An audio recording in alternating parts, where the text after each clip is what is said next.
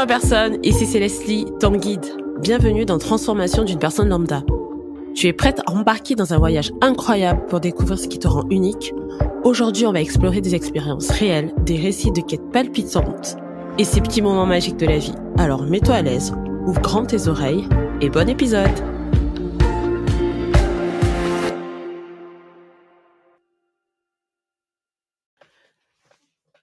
Hello mes personnes et bienvenue dans ce nouvel épisode de podcast.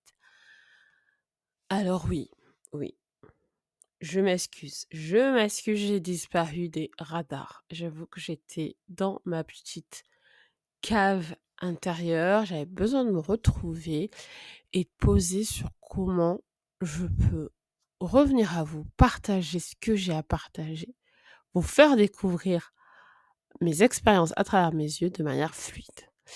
Donc j'ai fait ce petit break qui me fait grandement de bien. Je ne me suis absolument pas reposée, absolument pas. Ça a été challengeant pour moi d'un côté, mais aujourd'hui je vous reviens avec une story time. Je vais tester un peu ça pour voir. Story time c'est fluide pour moi. Néanmoins, story time, je vais dans une conférence masterclass de personnes impactantes sur Toulouse. Et ça déjà, juste ça, c'est un truc de malade mental parce que je n'ai pas eu besoin de me déplacer. Donc voilà, donc pour revenir à ça, je vous donne le contexte de ce qui se passe souvent dans ma tête. J'aime pas dire introverti, mais bon, ne nous mentons pas. Tout ce qui est événement networking, vraiment, ça ne m'attire pas. Ça ne m'attire pas dans le fait où c'est pas quelque chose où je sens à l'aise. Bien au contraire, je ne sais jamais comment agir, comment me mettre, comment parler, ou comment connecter avec de nouvelles personnes. Notamment quand on me pose des questions hyper fermées. Je sais pas, je sais pas jusqu'où aller, on se connaît pas non plus, donc je vais pas non plus commencer à raconter ma vie. Enfin, très bizarre en tant que perception. Néanmoins là, ça fait un peu plus de 2 mois que je vois des pubs sur un événement Trouver sa mission de vie qui a lieu à Toulouse. L'année dernière, ça a été un franc succès. Je devais aller, finalement ça correspondait pas du tout à mon emploi du temps de maman, coach de sport et cetera. Pas possible.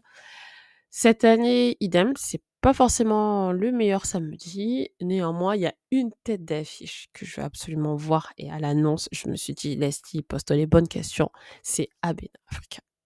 C'est-à-dire qu'à travers ces yeux, pendant plus d'1 an et demi, j'ai fait sauter beaucoup de mes croyances limitantes. J'ai découvert des paysages splendides et ça a suscité un nouvel élan je dirais, de courage de découverte de soi. Donc elle est dans le tourisme et elle fait vraiment découvrir l'Afro World, donc c'est-à-dire chaque endroit dans le monde où il y a des afro-descendants. Et elle nous montre vraiment les pépites qui ne sont pas aujourd'hui répertoriées de façon massive dans les moteurs de recherche autour du tourisme et des destinations de l'Afro World. Afro World, donc c'est Afrique, Caraïbes, Amérique aussi. Grosso modo, c'est ça. Et donc j'ai suivi en fait son projet, c'était 10 pays en 16 mois. Elle a fait beaucoup plus de mois. Elle s'est installée finalement en Côte d'Ivoire après cette aventure. Et j'ai vu à travers ses récits, à travers sa manière d'apporter les choses, à quel point c'était transformateur. Et vous savez que la transformation, c'est mon truc. C'est le truc qui vient me prendre au tripes là. La transformation. Et pas la transformation du jour au lendemain, non, la transformation au fur et à mesure. Et au moment en fait où je la suis, c'est au moment où on décide de partir au Cameroun. Cameroun, c'est le pays d'origine de ma mère. Pour remettre du contexte, j'étais pas partie la dernière fois où j'étais partie au Cameroun, j'avais 1 an. Et quand je repars, j'en ai 37. Donc non, 38 pardon. J'en ai 38. Donc gros choc, beaucoup d'appréhension. J'ai observé pendant énormément d'années mes amis parler du Cameroun, ma mère parlait du Cameroun. Et dans mon observation, je me rendais aussi bien compte de le souvenir d'enfance qu'on se fait d'un lieu, de comment on a vécu à VS, à comment ça se passe aujourd'hui. Le fait que fondamentalement, quand tu vis ailleurs, quand tu côtoies une autre culture, une autre manière de faire, de penser, enfin, parce que la culture, ça englobe tout ça et bien d'autres choses, ton biais, ta on va dire ta loupe sur la vision du monde change. Et donc en fait, il y avait un peu cette part d'appréhension et surtout comment moi, finalement, j'allais vivre le voyage. Le voyage se passe super bien, hem, vraiment une forte connexion. Après, il y a des challenges, pour moi, comme dans tout voyage, hein, je peux pas partir à 100 kilomètres de chez moi, il y a quand même des challenges. Néanmoins, ça me donne vraiment l'envie de dire: «Mais il y a tellement de belles choses à visiter». J'en parle avec ma fille, je vois qu'en fait, ça suscite aussi quelque chose, un éveil avec mon aînée et donc là, en fait, de savoir qu'elles viennent là, à, à Toulouse, je me dis: «Mais non, Leslie, tu peux pas la louper, tu peux pas, en fait. OK, ça rentre pas, tu ne peux pas». Donc le je scrute le programme, aucune indication sur quand elle passe et je me dis: «Ouais, à tous les coups, je vais la louper, ça va pas rentrer dans le programme». Mais elle repartage une story, là je le tente, j'envoie un message en demandant si par hasard elle sait à quelle heure elle va passer pour voir si, tout s'aligne dans le timing. C'est-à-dire si ça s'aligne dans le timing, clairement je viens, puisqu'il y a la possibilité de prendre des billets sur, des demi-journées. Et donc elle me dit qu'elle ne sait pas. Moi je me dis: «Bah, à tous les coups elle doit passer à la fin». Enfin, elle passe à la fin parce qu'on garde toujours le meilleur pour la fin, parce que c'est, quand même quelqu'un qui a en termes de visibilité sur Instagram, et même au-delà de ça, elle a fait beaucoup d'articles de presse, donc une grosse visibilité. Je me dis: «À tous les coups elle passe à la fin». Répond pas. La veille, je vois quand même qu'on met le programme et là, je vois qu'elle passe en fin de matinée et là, je me suis dit: «Ma cocotte, bingo!» Moi, sur mes décisions, en gros, c'est un oui ou un non. Vraiment, ça je ne saurais pas l'expliquer, ça vient au niveau des tripes là, c'est oui ou non. Quand c'est un grand oui, après effectivement, il y a au niveau tout le cerveau, tout le mental qui prend le dessus. La logistique et la logistique, ça peut clairement me freiner dans ma manière d'aborder les événements. Enfin, ça a l'air rien pour vous, mais clairement, ça peut me freiner, hein. Sachant que j'ai une voiture, je conduis, j'ai pas peur des transports ni quoi que ce soit, mais gérer la logistique et les tracas de enfin, les changements, les correspondances ou pas, moi, ça peut faire capoter totalement le projet. Donc il y a la logistique, il y a le timing, tout ça et là, en fait, tout s'aligne. Elle passe en fin de matinée, je dois être chez moi au plus tard en début d'après-midi. Tout s'aligne. Donc la veille pour le lendemain, bingo, j'y vais. On arrive dans cette université de Toulouse, une université que je connais pas. J'ai fait mes études à Marseille, donc déjà ça te replonge dans un autre endroit. En plus, c'est une université, de lettres, je crois. Bon et vous savez, ça c'est notre ambiance. Vous savez, chaque université lettres, éco, droit, sciences, c'est pas les mêmes vibes, c'est pas la même énergie. Donc voilà, je me sens bien, franchement, c'est tout le matin, je me suis couchée un peu tard, mais vous savez, quand vous avez l'excitation, quand vous sentez que c'est pour vous là, si vous êtes au bon endroit, je me sens bien. Donc on arrive, ils sont encore en train de s'installer. Moi, super excitée, je me sens bien, mais voilà, ça commence, les exposants commencent à s'installer dans le hall. Il y a des gens, je connais personne, je vois que les gens connectent et là, je commence à alors, comment dire? C'est pas que je me sentais, pas mal, mais je me suis dit: «Ben, comment on fait, en fait? Comment on fait? Est-ce que j'ai vraiment envie d'aller vers les gens et d'essayer de créer un lien?» Moi, je préfère que ce soit naturel. Qu'est-ce qu'on fait? Finalement, il y a un peu retard, il y a un problème technique et cetera. Ça commence à devenir un peu long et là, je me dis: «Oh, j'aurais tellement aimé être avec mes amis, partager ça avec eux, pouvoir échanger et tout». Bref, voilà, je suis là, je commence un petit peu à me fermer, je suis beaucoup sur mon téléphone alors que l'idée, je sens dans l'ambiance, c'est de s'ouvrir aux autres. C'est de s'ouvrir aux autres, c'est de comprendre, c'est chaque personne a un projet, chaque personne a un rêve. Il y a déjà des entrepreneurs qui parlent de leurs rêves, en fait, super. Finalement, avec un peu de retard, avec du retard, on rentre, et moi je me dis: qui dit retard, ça veut dire que ça décale tout. Est-ce que je vais être capable d'assister à la masterclass, de Santi?» Sachant que derrière, j'ai des obligations où je me suis engagée et je peux pas me permettre en fait, de ne pas assister ou d'être trop en retard. Donc j'ai un petit peu ça en tête, mais en fait commence l'introduction, commencent les premiers intervenants et je suis scotchée. Je suis scotchée parce que c'est sont pas mes sujets de prédilection, c'est-à-dire le développement personnel, le coaching, le fonctionnement de l'être humain. Enfin, si, c'est en lien avec le fonctionnement de l'être humain, mais j'ai trouvé ça tellement riche, tellement riche tous ces intervenants, comment, en fait, ils en sont venus à créer une association, créer un projet, aider d'autres aussi, leur vision.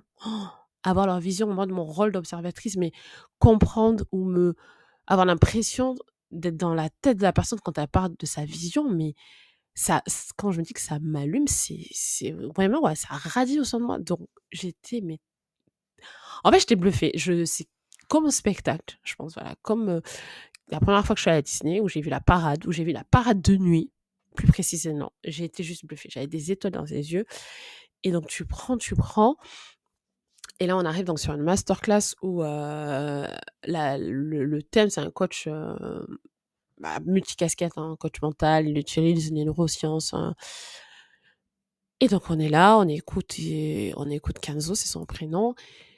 Et donc, il nous dit que ça va être pratico-pratique et en fait, il m'interpelle à le sujet de trouver sa mission de vie à travers son système familial. Et là, je suis en mode: «Mmh, alors, alors».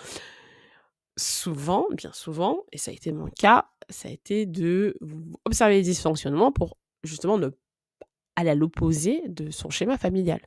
Donc en fait, je voyais pas comment, dans son système familial, on pouvait trouver son schéma de vie. Donc ça m'interpelle. Je suis pas sceptique, mais je suis en mode: ah bon?» Et ça, le challenge, c'est de le faire en 25 minutes et de le rendre ça pratique. C'est-à-dire pas juste une redescente d'information où on absorbe l'information, mais vraiment de venir déclencher quelque chose en nous. Donc il nous demande de nous rapprocher de notre voisin de droite ou de gauche. Là arrive le moment où je me revois, hein, pour ceux qui vont à la messe, qui ont déjà été à la messe, où le prêtre répète les paroles de Jésus, je vous tends la main, je vous donne de ma main, prenez dans la paix, enfin quelque chose comme ça, hein, je connais pas par cœur. Vous savez, vous devez tourner et faire des checks de main à des gens que vous connaissez pas. Alors, à l'église, c'est toujours insupportable, en plus tu dois y aller avec le cœur ouvert. En fait, tu vas avec le cœur ouvert. Mais là, vraiment, moi, j'ai un mal-être à ce moment-là. Je suis pas bien, je suis pas à l'aise. Et là, donc, ça veut dire que je vais être avec la première personne qui est sur ma droite ou ma gauche, que je ne connais pas, et on va échanger quand même sur des informations de ma famille. Moi, je suis très protectrice sur ce qui se passe réellement de ma famille. Et là, on va aller sur le système familial. Donc, c'est-à-dire qu'on va pas juste rester en surface. J'ai un père, une mère, frère, sœur, peu importe, où j'ai grandi. Non, on va aller sur quelque chose de plus profond. Et je suis là en mode: soit. Après, je me dis: «Écoute, la cité là, t'as payé ta place, il y a les good vibes. Joue le jeu. Joue le jeu d'être là, joue le jeu de parler à quelqu'un que tu ne connais absolument pas. Après tout, qu'est-ce qui peut arriver?» Et donc, on fait l'exercice et et je me rends compte à travers mes questions, en fait, je suis bluffée. Cet exercice, il a duré peut-être 5 minutes et toute sa masterclass 25 minutes. Donc au total, en 25 minutes, j'arrive à aller chercher des réponses. Je suis juste là à me dire: «Mais waouh, mais jamais, au grand jamais, j'aurais fait cette connexion-là. Jamais je serais allée chercher en quoi je pouvais trouver de manière peut-être énergétique, l'héritage, enfin je sais pas comment le décrire. Moi, je vais parler plus d'énergie et la force de l'héritage dans le système familial. Ma mission de vie ou une partie de ce pourquoi, en fait, je serais là. Et j'ai trouvé ça bluffant et en même temps, connais le proverbe, en fait, hein, pour savoir où on va, il faut savoir d'où l'on vient. Et clairement, c'était ça l'essence de l'exercice, mais les réponses étaient tellement fluides. J'ai pas bloqué ou buggé sur, OK, mais ça par rapport, au côté paternel, ça par rapport au côté maternel. Non, non, pas du tout. C'était fluide. C'était fluide et en fait, c'est comme si justement j'observais un peu tout ce qui a structuré, tout ce qui fâche que j'appartienne à 2 lignées et que je réunisse ça et que de manière complètement unique, je puisse en sortir des éléments clés. Et donc juste pour ça et je me dis: «Ah mais l'Africain n'était pas encore passé». Juste pour ça, je me suis dit: «Waouh, tu es là avec des gens inspirants, des gens qui mettent des choses dans le concret». On n'est pas dans les théories. Là, ils mènent des choses dans le concret, aussi simplement que toi, parce que, ben, beaucoup de représentants ont des travails à côté, une vie familiale, une vie associative où on crée une association et là, en fait, on est sur du palpable, on est sur quelque chose de concret et là, je me suis dit: «Mais Leslie, combien d'événements, combien de choses tu rates à rester dans ton village?» En même temps, c'est juste, hein, c'est juste parce que besoin de distinguer ce côté ville très très strict, très oppressant avec le côté village où je vais pas recluse, mais je suis assez en recul pour ralentir, observer les mouvements de la vie, me poser des questions. Mais là, en fait, c'est comme si c'était le lien avec la dynamique en fait qu'il peut avoir ben, de la communauté noire à Toulouse, avec le côté c'est pas très loin. J'ai pas besoin d'aller à Paris pour avoir ça. J'ai pas besoin d'annuler, de trop sortir de mon environnement sécurisant pour faire les choses, pour découvrir les choses. Donc vraiment en tant que, ouais, on va dire introvertie pour faciliter la compréhension, j'ai été bluffée de la puissance. Alors, évidemment, on se respecte. J'ai pas fait des selfies avec des gens, faire des stories. J'ai vu le repartage des stories des intervenants, hein, j'ai trouvé ça super sympa que les gens le fassent. Moi, c'est à peine si j'osais faire des photos. Pourquoi? Je ne sais pas. Enfin, j'ai une totale admiration pour les gens qui posent leur téléphone, qui dansent dans la rue ou qui parlent ou qui se filment. J'ai vraiment une admiration. Je suis incapable de faire ça. Mais ça m'anime pas du tout. Néanmoins, d'avoir parlé avec, bah, ce monsieur totalement inconnu, d'avoir échangé et lui aussi d'avoir découvert des choses à travers ce qu'il me disait, je me suis dit: «Ah, mais c'est ça la puissance». C'est ça la puissance d'être en lien avec les autres. Donc ce que je retiens dans ma story time, c'est que rester dans la cave, rester recluse, c'est bien, mais en même temps, ça me limite sur certaines opportunités de croissance et de découverte, de transformation, clairement. Ensuite, beh, ça bouge énormément côté Toulouse. Il y a vraiment des choses sympas à faire. Donc j'imagine même pas en fait, de manière plus large, ce que je loupe parce que j'ai la flemme de prendre la voiture et de bouger le week-end ou juste de m'autoriser à aller sur ce genre d'événement, clairement. Et enfin, mon système familial, mais c'est une source inépuisable de d'inspiration. Je crois fermement au fait que la famille, c'est l'arbre, c'est le pilier, c'est l'ancrage, l'enracinement. Mais j'avais, je pense, pour idée qu'à un moment donné, on doit vraiment se partir pour aller se trouver ailleurs. Alors que dans cette approche-là, on revient aux sources, on revient à l'arbre pour comprendre en fait quel fruit nous sommes quelque part ou quel type de saveur en tant que fruit on va apporter aux autres. Et j'ai trouvé ça vraiment puissant, donc j'ai hâte d'approfondir ce que j'ai découvert et les réponses que je me suis données à moi-même samedi. Et je trouve ça vraiment très instructif. Et en conclusion je dirais que tout est juste. Moi, les années où je me suis juste posée avec moi-même, où j'ai cherché des réponses sur internet, j'ai fait des zooms, j'ai connecté à des gens de manière virtuelle, c'est totalement juste. Et là, je sens que faire ça autrement, ça peut être juste aussi pour moi. En conclusion, il y a pas de formule, toute prête, hein, pour chacun. S'écouter, se respecter dans dans sa manière de s'ouvrir aux autres, de donner aux autres aussi et voilà. Mais, moi, je vous inviterai à être plus à l'écoute de: «Ouais, ça me botte, j'ai envie de le faire», même si ça va, complètement à l'opposé de comment j'aime que les choses se fassent. Après, il faut le ressentir. Moi, j'ai ressenti que c'était un grand oui en moi que ça s'alignait. J'ai posé un peu, entre guillemets, des conditions. Ah, si c'est la matinée, j'y vais. Programme de la matinée. Voilà, après, le mental, je l'ai déposé parce que ma réponse, je l'avais. Donc voilà cet épisode Story Time. J'espère que ça vous a plu, ce format. D'ailleurs, dites-moi si ça vous a plu pour que j'en fasse plus souvent comme ça et que je vous partage un petit peu mes millimètres de changement, d'évolution qui m'amènent vers la transformation de ma vie. Je vous dis à très, très, très bientôt. Mes personnes, merci d'être là, merci d'être fidèles et n'hésitez pas à me faire mon retour sur ce format.